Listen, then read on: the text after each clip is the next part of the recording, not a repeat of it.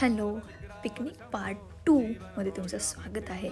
नरसोबाच्या वाडीवरून आम्ही पोचलो कृष्णा नदीच्या काठी असलेलं कोपेश्वर महादेवाचं मंदिर खिद्रापूर इथे. इतकी छान कलाकृती आहे तिथे, मस्त आहे, पाहण्यासारखं आहे. हे आहे कोपेश्वर महादेव.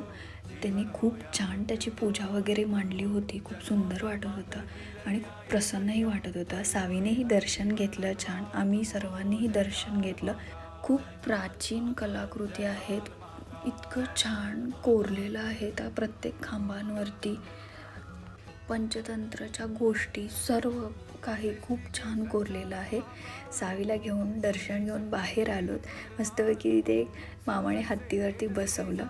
मला एक त्याची छोटीशी क्लिप घ्यायची होती, पण आबा म्हणते तुला काहीही कर, मी तिला सोडणार नाही, चुकून पडली वगैरे तर तसंच तिला पकडून वगैरे क्लिप घेतली.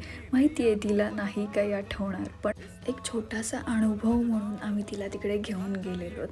खूप छान अशा प्राचीन कलाकृती आहेत, पाहण्यासारखे आहे. हे मी एक छोटीशी क्लिप ॲड केली आहे तिथे.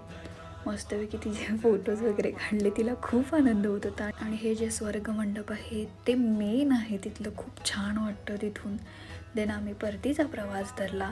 आम्हाला थंडगार पाण्याची बॉटल लागते. देन CNG भरायला उतरवलं तर त्यांची दोघींची अशी मस्ती चालू होती तिथे उतरून. आम्हाला मामा मामींकडे जायचं होतं, सो त्यांच्याकडे दिदी दादा आहे, तो खाऊ घेतला आणि पोचलो त्यांच्याकडे घरी. मामीने आम्हाला मस्तपैकी चकल्या केलेल्या गरम गरम त्या दिल्या. आम्हाला राहवलंच नाही, खायचं उचलून चालूच होतं.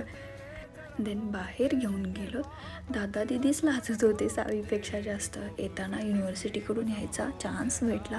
खूप छान वाटतं कधीतरी युनिव्हर्सिटीकडून यायला. पण घरी आलो, छान होता आजचा दिवस, मस्तपैकी स्पेंड केला. Thanks for watching. भेटू नेक्स्ट व्लॉगमध्ये. बाय.